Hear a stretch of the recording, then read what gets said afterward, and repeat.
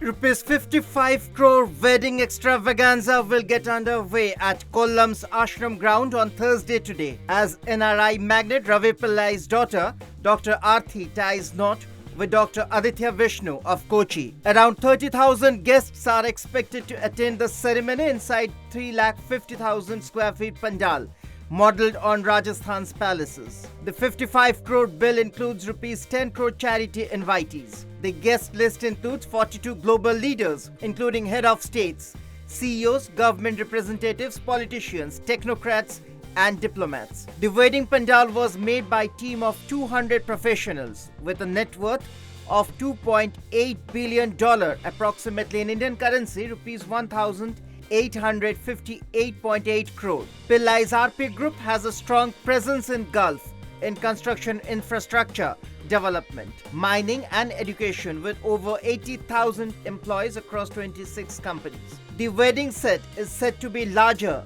than the one of the Bahubali. Apart from 250 corps, the services of 350 private security personnel have been enlisted for the wedding.